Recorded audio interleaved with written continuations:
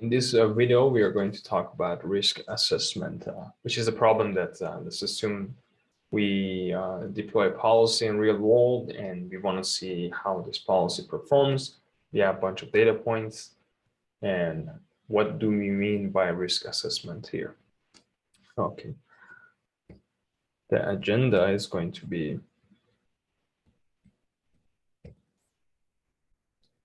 we're going to talk about first samples and random variables.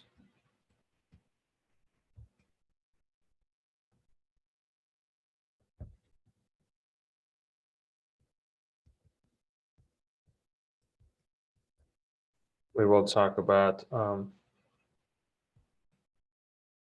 risk functionals.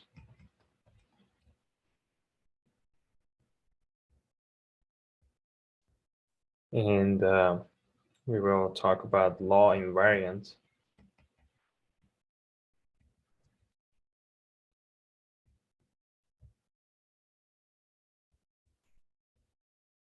Risk functionals. And we will talk about Lipschitz. Risk functionals in this video.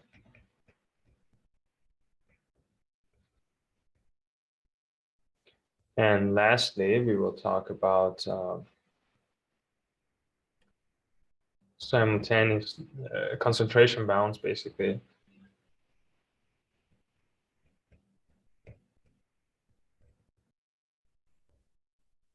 Bounds that simultaneously hold for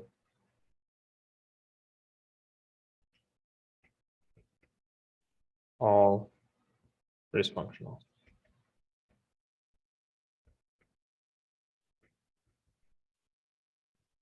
Okay, let's get started. To set up the problem, let's have Z to denote a random variable.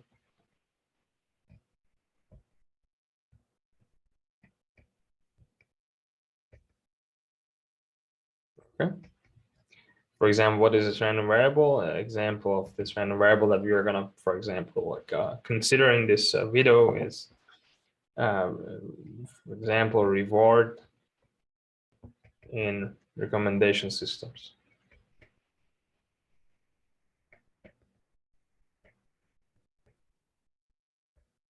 What are the other examples? Let's say, so in the recommendation system, you have a bunch of goods and products, you recommend them, and your policy follows some recommendation strategy, and you collect data, and the data tells you how much money this recommendation system could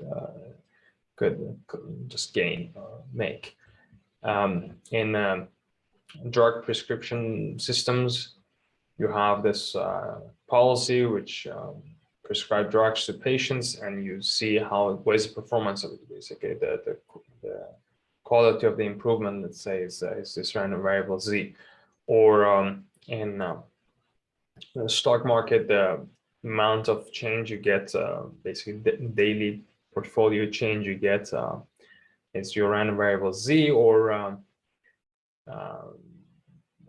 say basically the amount of change in the portfolio you get is a random variable Z. Or in the insurance premium setting, you have a policy which assigns insurance to people, and you see how much money you would make per instance, per person, basically. Okay, so stock market,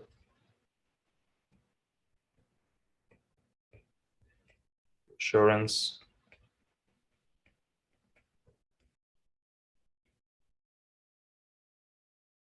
premium, revenue, or any of these sorts. Okay, so this is a random variable which represents, let's say, the reward here, and what we have after deploying this policy to collect some rewards, we have n samples. Okay, so we have z1 to n. We have n samples. Okay, and these samples basically coming from a measure mu, or let's call it p. And given these samples, I can construct this empirical measure Pn. Okay, Pn is a bunch of delta functions in zi's positions, and zi's the value of this random variable z is a real valued random variable. So these zi's are scalars. Okay, so now consider this thought process basically, or this example. You deploy your policy, you collect n rewards, and then you can ask, how good is this policy? Well, you can look at the expected value of this policy. Okay. So now we want to assess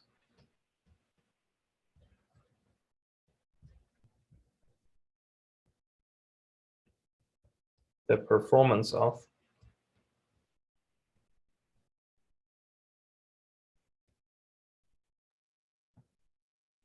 this policy, or basically looking at this random variable z and asking questions about it. Okay, so first thing we can ask is, as we talked about, is the expected value. We can look at the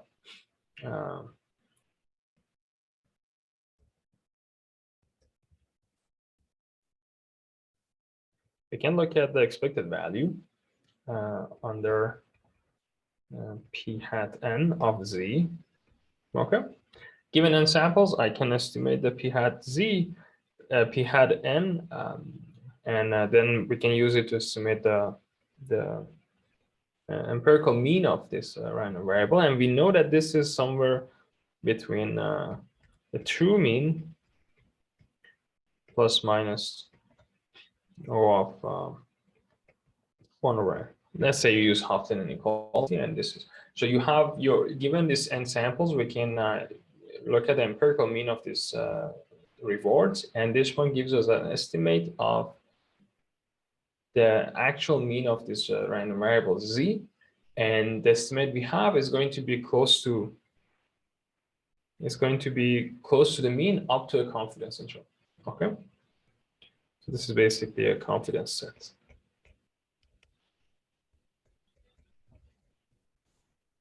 Okay, you can look at Houghton inequality to see how it works, for example. Okay, so now let's say you have this policy, you deployed it to manage your portfolio in the stock market, as an example, and the mean is, let's say, is high, and you're happy, but you also want to know what is this variance, because the mean might be high because there are few data points, or there's a low chance that you get really high reward. There is a high chance you're losing so much money. Okay, so next, what we can ask is, what is the variance? Okay, so we can use this p hat n to talk about the variance of it. And the variance is also going to be close to the true variance. If you look at the empirical estimate of the variance,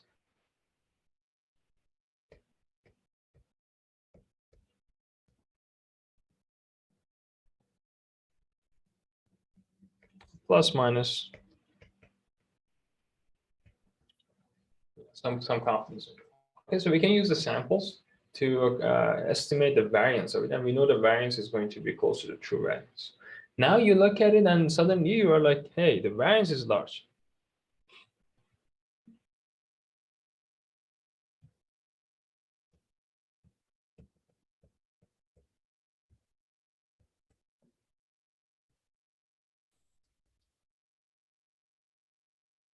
If the variance is large, you might be concerned. The mean is large, but the variance is also large, means that the spread of your random variable z is large. In that case, you might ask, okay, if the variance is large, then if things go wrong, okay, when the random variable is going to give you low value, what is the expected value when your random variable actually gives you a low value? Okay, so what the question you can ask is, if this is your, these are samples you have, okay, so let's say you have some measures here that probably is like high here, goes down high here, high here. And you can ask, okay, if this is my, let's assume that this is like somewhat represents my measure. You can ask this question, if, well, so let's see when we are bad, how bad we are. What I mean is, let's assume that, okay, the variance is large, the mean is large. So I can ask, okay, let's look at the 10% lower quantile of my random variables z, and see what is the expected value here. Okay, so the expected value here is going to be called CVAR, or conditional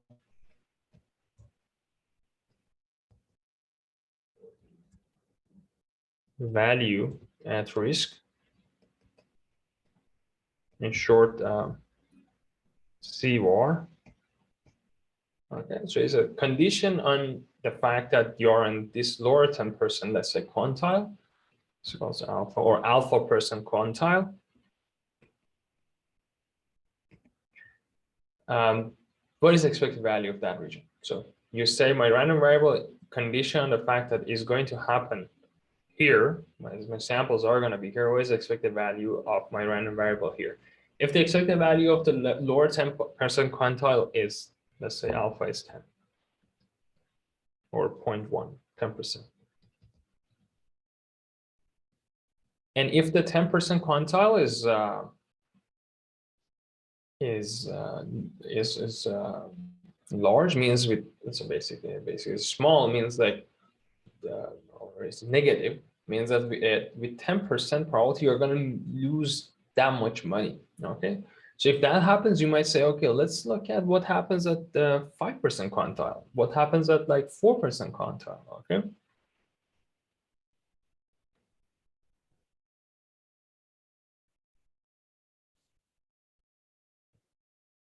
you can look at CVAR of 5%. After looking at this CVAR of 5%, you can ask, okay, what happens at the CVAR of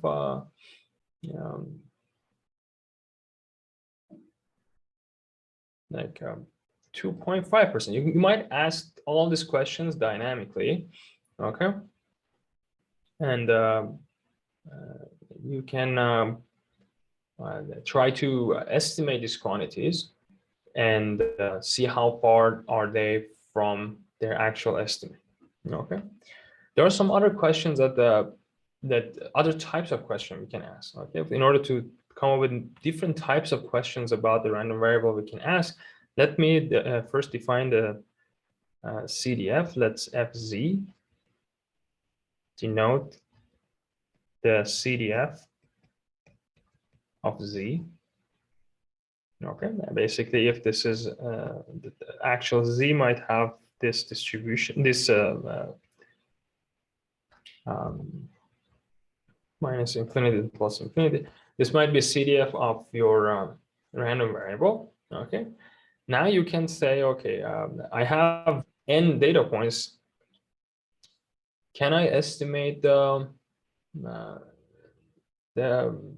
CDF? Yes, f hat of Z with n samples. You can actually write it down as 1 over n. Indicator function or characteristic function ZIT. What is this function? This function is equal to 0 up to ZI, and it becomes 1 onward. Okay, so this is basically the step function. So the summation of this is going to give you f hat, and pictorially what happens is, like, I can basically, if this is f, of Z, F hat is going to be, let's assume these are the I's I have, is going to be, what happened?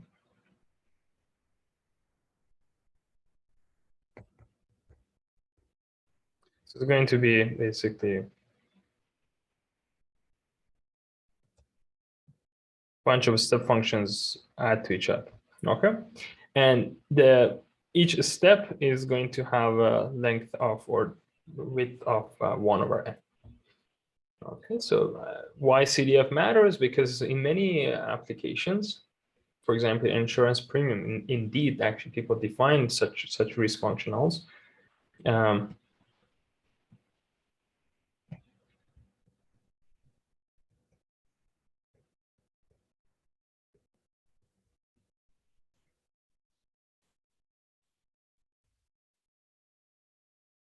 The expert basically look at the following.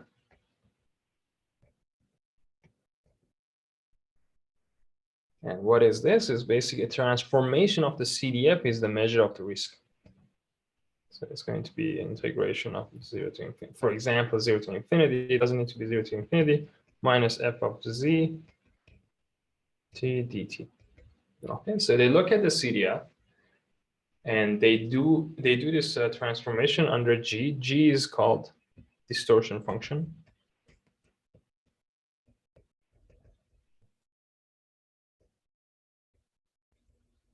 So what this distorting function or distortion function does, takes the CDF, distort it, and then complete this integration. This is going to give you different notional risks, and many people actually try to design different G's in order to assess the performance of the policy. So given sample Z, you can construct this F hat and then apply this G on it and see how the performance rolls out under different G's. So there are many G's that expert design. Expert can also design new G's based on the behavior of the policy given few given G's, and so adaptively can come up with new G's and to assess the performance of the policy. There is another one called cumulative prospect theory.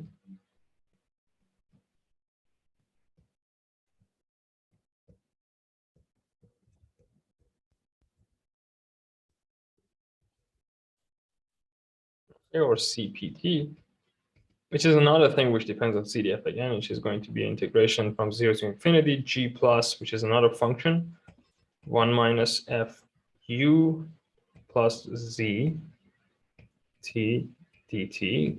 This u plus z is another transformation of this random variable z. So basically, given samples, you can come up with this u plus, basically minus 0 to infinity, g plus, sorry, g minus 1 minus f u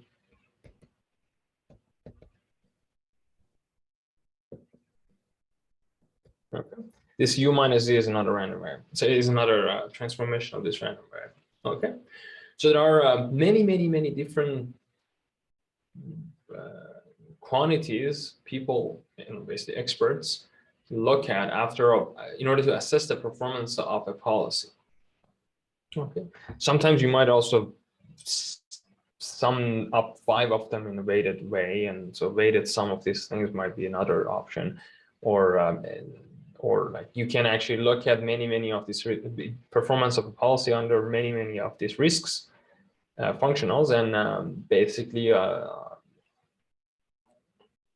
assess the performance of it. So you might see them again. You might see expected value is large, which is good, and for stock market, and then you have the variance is very large. But then you look at the 10% quantile, you're like, hey, that's large. And then you make it 5%. And if the 5% is not that large, you might be fine. Okay, so there are so many risk functionals that you adaptively would go and take a look at and assess the performance of the policy with respect to them, and to make a final decision whether you actually want that policy or not. Okay, so all these things that all these quantities that we computed or we showed how to compute in last few minutes, all of them are risk functionals. Okay, what are risk functionals? So risk functionals, I'm going to represent them by rho. This basically says given a random variable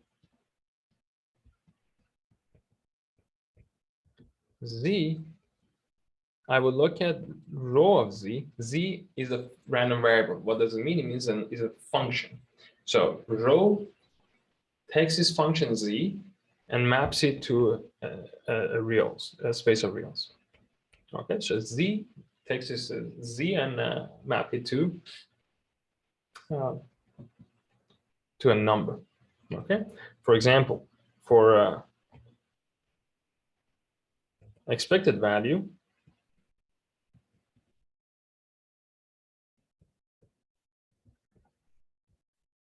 what we have rho of z is actually expected value of z.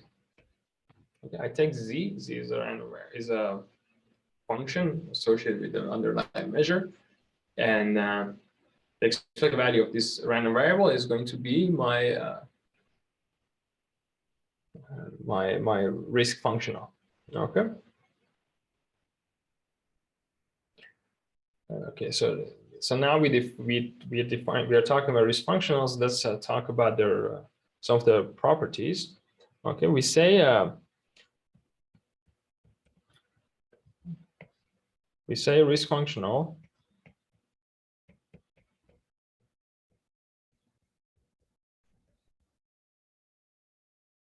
rho is law invariant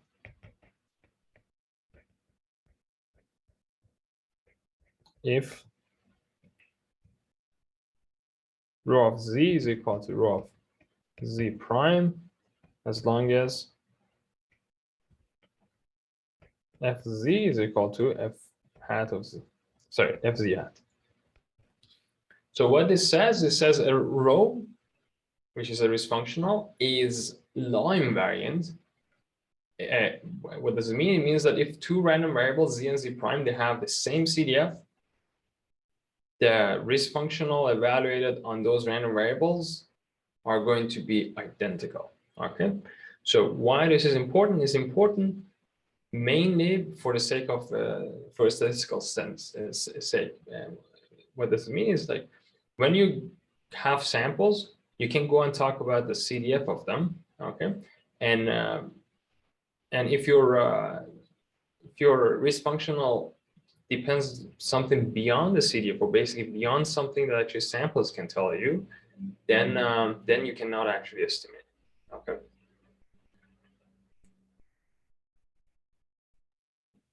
And this notion of law invariant is something not very weird. Indeed, let's have this remark. I see all the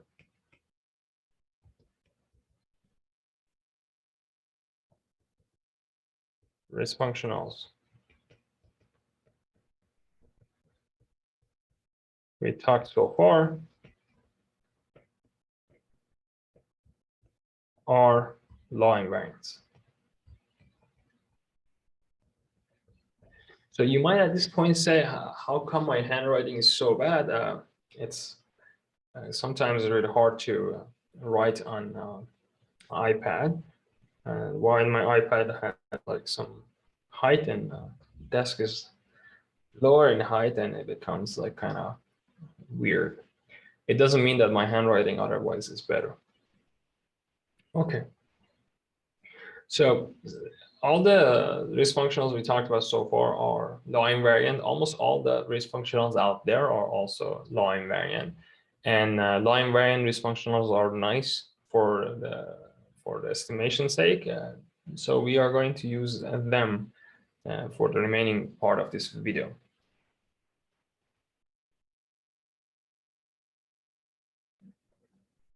Okay, so since we're going to talk about law invariant risk functionals, instead of having my risk functional to be mapped from a random variable to to a scalar, I'm going to just abuse a notation and define my risk functional for as a map from the CDF of that random variable to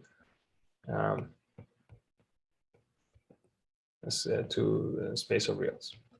Okay, so it's just, I know that if two random variables, they have same CDFs, they are going to have same evaluation of risk functionals. Therefore, I just define my rho to be a function goes from CDF, which is a function, sorry, rho to be a functional, which goes from the CDF, which is a function, to a number. CDF is a function which lives in infinity and bounded domain. And it basically looks like this. Okay, and goes to 0 to, it goes from 0 to 1. Well, 0 is here, this is minus infinity, this is plus infinity. Okay, so if that's the case, can I look at my my examples? For example, let's go back and look at expected value. Okay, let me ask the question first. Show, it's fine. Let's have it. Let's expected, for example,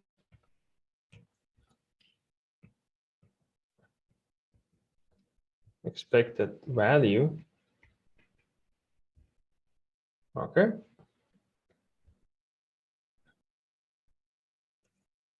For non-negative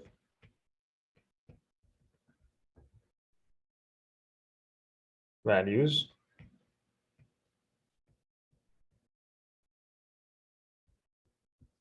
For simplicity, I'm just going to consider the non-negative values here.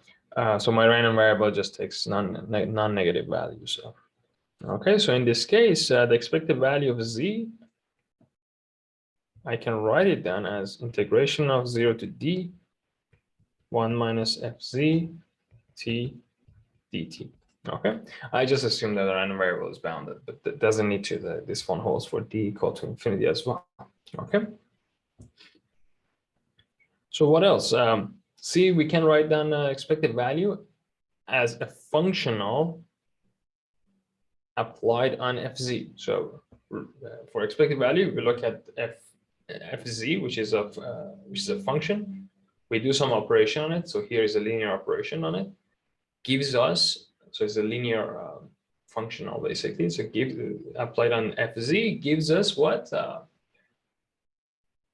The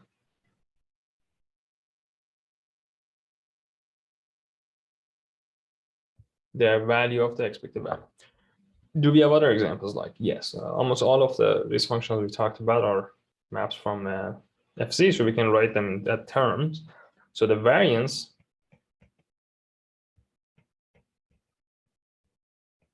of random variable z, I can write it down as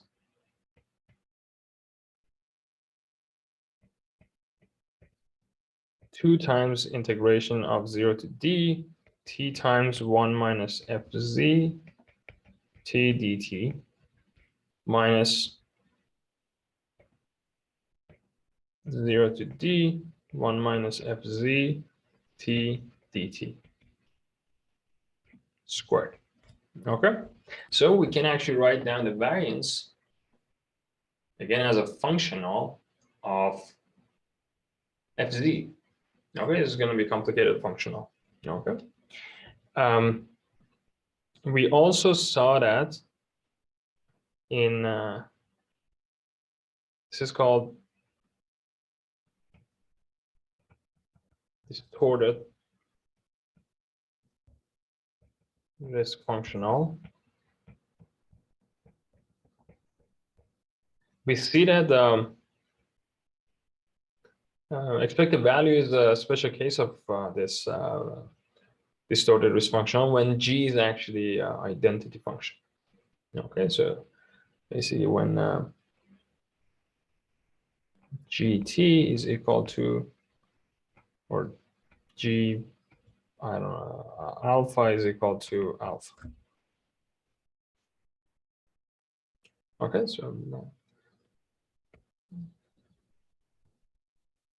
So what we have shown is actually like many risk functionals we talked about. We can actually write them in closed form with respect to fz. Okay. There's a last definition I'm going to have for you. We say a law invariant. Let me try to write better. Or maybe put a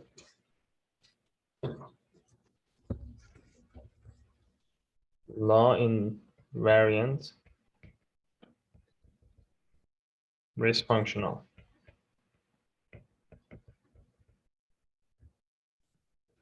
Rho is L Lipschitz if for fz and fz prime we have, for basically for any fz and fz prime we have rho of fz minus rho of fz prime. This deviation is bounded by L. Let me call it L rho. L rho. That doesn't need to be. Fz minus Fz prime. Okay. So if my risk functional rho, when it's law invariant, I say is L Lipschitz in the sense that if I have two random variables with CDF Fz and Fz prime, and these two CDFs, they differ a little bit somewhere in an infinite norm, basically somewhere in the domain. So this is, let's say, is Fz, and this is basically, let's say, is Fz prime. So this is Fz, and this is Fz prime. Then I look at where the deviation is maximized, probably here. Okay. And this is going to be the maximum difference, so the deviation between these two CDFs. And I say my risk functional should not be L times, it should not be larger than L times this deviation. Okay. So it's a strong thing, which says that actually if your CDF, if it deviates in L infinity a little bit, then your risk would not change much. Okay, so is it a good notion of Lipschitzness? We can ask it by looking at all the risk functionals we talked about so far. For example, is expected value a Lipschitz risk functional? Yes, and so examples, expected value. You can actually easily see if I change Fz a little bit and infinity norm, whatever the amount of total change I'm going to get is going to be d. So expected value is d Lipschitz. How about variance?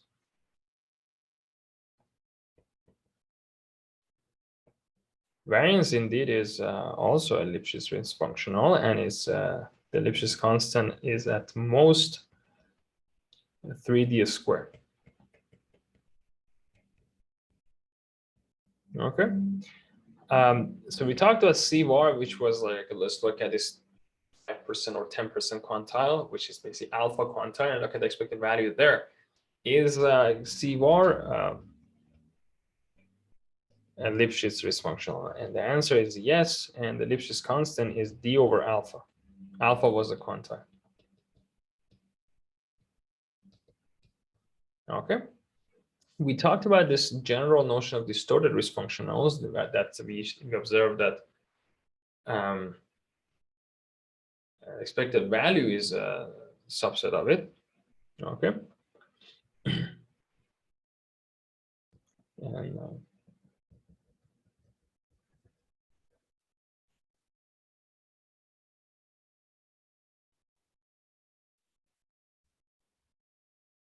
And So these guys are going to be LD Lipschitz,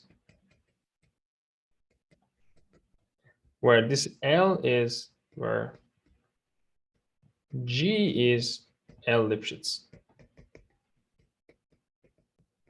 So if you remember in the definition of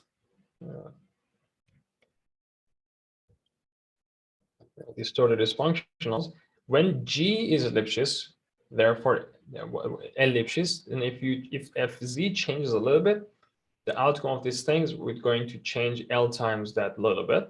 And the integration is from 0 to D, and we are here assuming that the random variable is bounded. Okay, and the Lipschitzness you get is going to be L times D. There are many other risk functionals that are actually distorted risk functionals. For distorted risk functionals, for example, C-var for alpha from 0 to 1, basically, it's also a distorted risk functional. And Lipschitz constant, there is 1 over alpha. Okay, so for this case, for the case of this, G is 1 over alpha Lipschitz.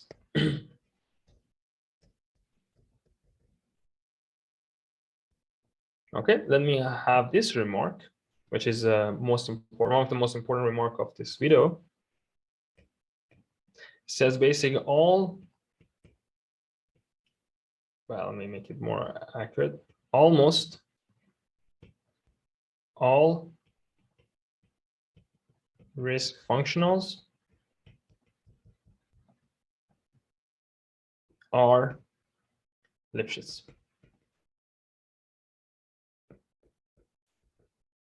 Okay, so it's not a limiting thing. It's not excluding big chunk of possible risk functionals out there.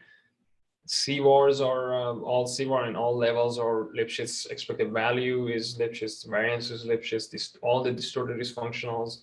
If G is L Lipschitz, they are going to be Lipschitz. This cumulative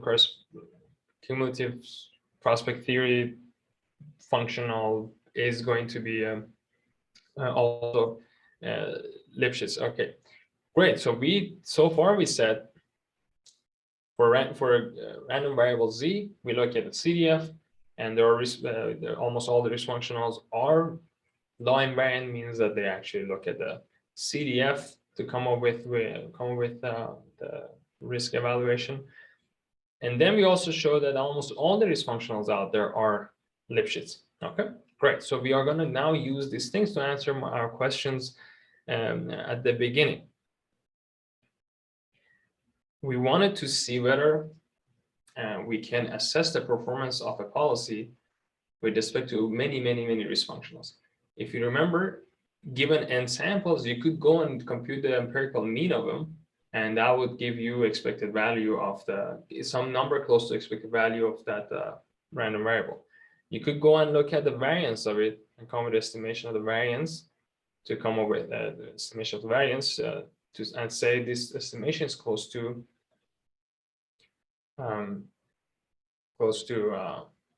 its actual variance.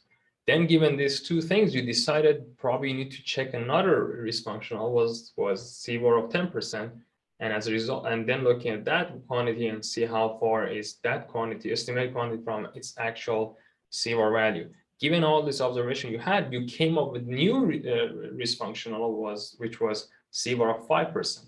And given all of these observations, pieces of observation you had, you could go and ask some other questions about the distribution. So now the question is, all this estimation you have, individually you can have this confidence interval using Hoffman inequality and other techniques.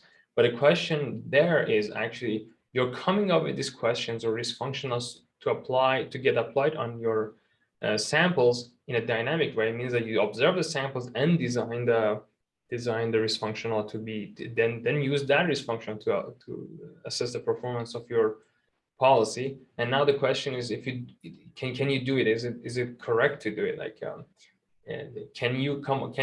each estimation you come up with, can you say that all this estimation and all this confidence interval that you're using, all of them are going to be valid simultaneously? Okay, so you have n samples, you look at the mean, you come up with estimation of the mean up to confidence interval. You also look at the variance up to confidence interval. Now, do you need to do union bound? If you have to do union bound, now there are billions of or infinitely, uncountably many risk functionals out there, and you might choose one of them to assess the performance of your policy. If you want to do union bound, you are doing union bound over the uncountably infinite set. Okay, so it doesn't make sense because we want to actually, given a data set, we want to assess the performance of the policy with respect to as many risk functionals that we want, and we need such a thing because we need to make a decision in the real world. Okay, so now the question we are asking is, can we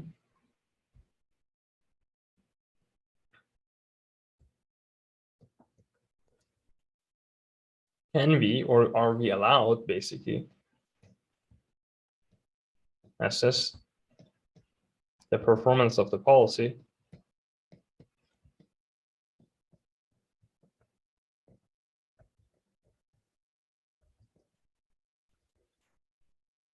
with respect to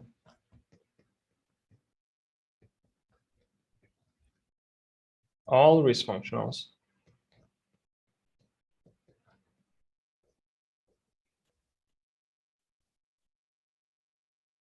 and have valid estimation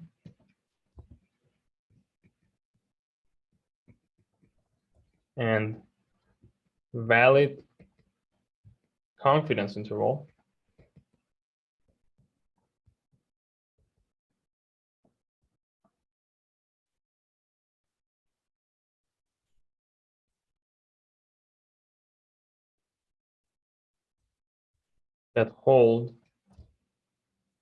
that simultaneously hold for all of them.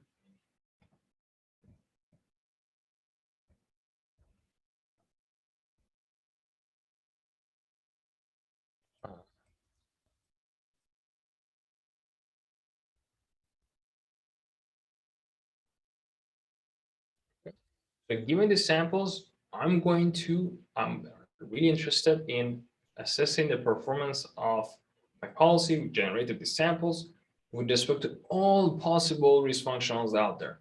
And I want to have a valid estimation and I want to have valid confidence interval. Okay. And I don't want to do union bound because union bound is going to screw me up. Why? Because I have uncountably many risk functionals out there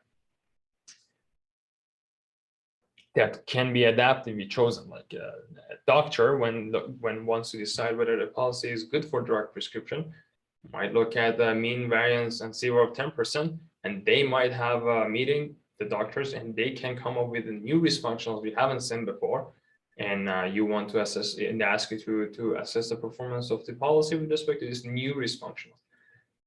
Okay, so you need to be prepared for all possible weird risk functionals that you were not expecting to appear and to be able to give a concentration bound, which is actually holds for that. Okay, so how we are going to do this and whether we can do this. So the answer is we can actually do that. Okay, and the way we do it, we make this cute observation that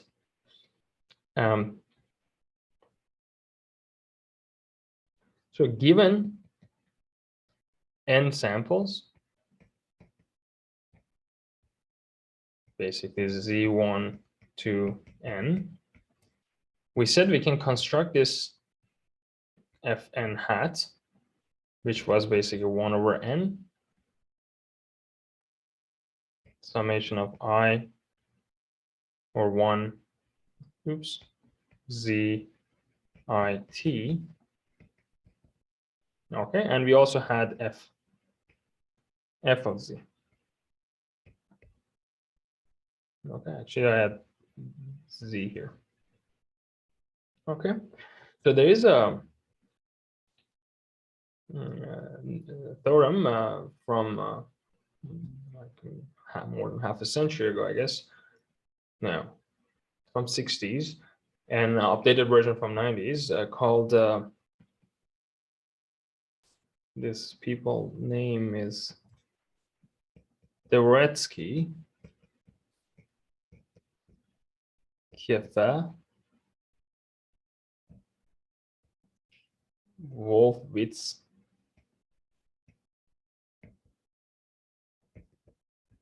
and Mazart that shows f hat of z minus f of z in L infinity norm is actually O of 1 over n, 1 over root n basically. Okay, so CDF is function. This theorem says that if you give me n samples, I'm able to estimate this function accurately everywhere from minus infinity to plus infinity. What does it exactly? And pictorially means if this is my CDF and this is my step function wise estimation of the CDF, this is step function wise estimation of the CDF, which itself is a function, is going to be close to actual CDF everywhere, okay, with high probability. Okay, and the constant here you get is as tight as like is a basically half thing. Basically, if you estimate the empirical mean of a random variable, whatever confidence interval you get, the same confidence interval actually holds when you go and estimate the CDF of that random variable. Okay, and CDF of random variable is a function. This is very important. So if you estimate the expected value of a random variable, whatever confidence interval, let's say random variable is between 0 and 1, whatever confidence interval you get for that random variable, with that confidence interval that half-thing inequality gives you, the same quantity actually holds if you want to bound the CDF of this random variable everywhere. And the CDF of the random variable everywhere does not require your random variable to be between 0 and 1. This theorem holds when your random variable takes any value from minus infinity to plus infinity. Okay, so if we know this, then you might say, okay, given n samples, you can actually compute or estimate the empirical CDF. And you also know that almost all these functionals out there are Lipschitz with respect to risk functionals, with respect to the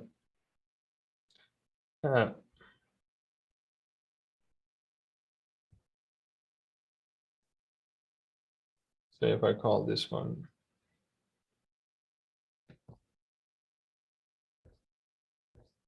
with respect to the CDF.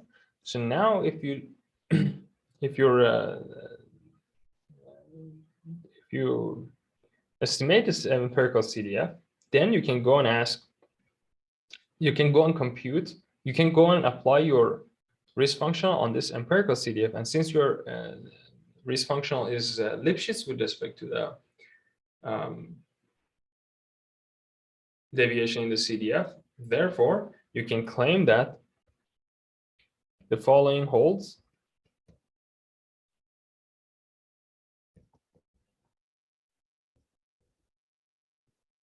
Basically, simultaneously.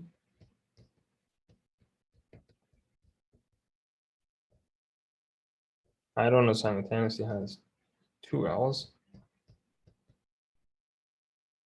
Okay, so rho hat, which is rho applied on f hat minus rho, is going to be a smaller than L rho of epsilon simultaneously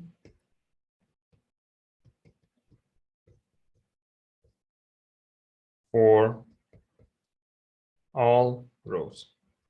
Okay, with L rho Lipschitz constant.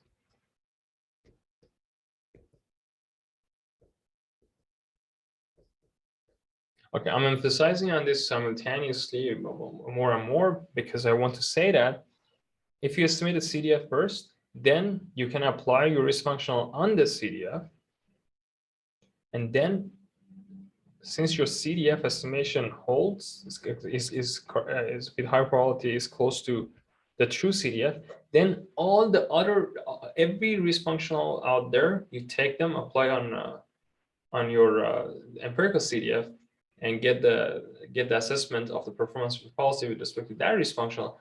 All these risk functionals are going to be close to their true the evaluation of the risk functional on the actual population measure, and how close they are. Basically, LP, which is how Lipschitz is that risk functional, times epsilon. Epsilon is like how bad is your estimation of the CDF. Okay, so that's basically it. So basically, the answer to the question we asked at the beginning is yes. Given n samples, you can estimate the CDF, and then after estimating CDF, apply the risk functional you have. Said almost all the risk functionals are Law-invariant, and almost all the risk functionals are Lipschitz. So we can apply our risk functional on the empirical CDF, and whatever result we get is going to be close to its empirical is true estimate, true value, and how far they are going to be. The confidence interval is going to be plus minus L rho times epsilon, and epsilon is 1/√n. So we get a concentration bound which holds simultaneously for all the risk functionals, and the confidence interval is quantified by this inequality. Okay, so now at this point that we are done with the theoretical part, you might ask where you can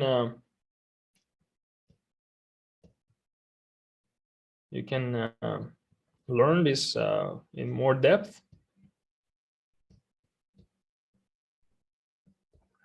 There's a paper, it's called Off-Policy Risk Assessment in Contextual Bandit.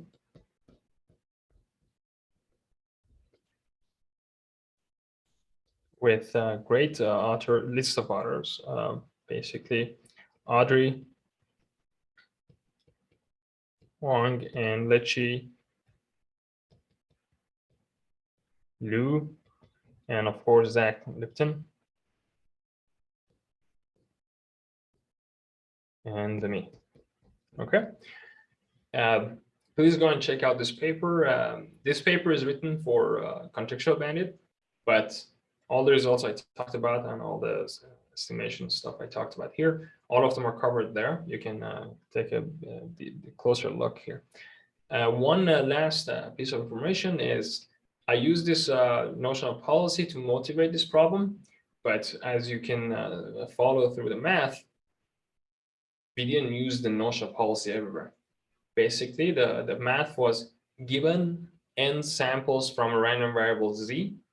Can I look at all sorts of statistics of these random variables and have all those estimations to be close to their mean, close to their true value, and simultaneously close to the true value up to a confidence interval which simultaneously hold for all of the risk functionals or all the statistical things that you want to take a look at.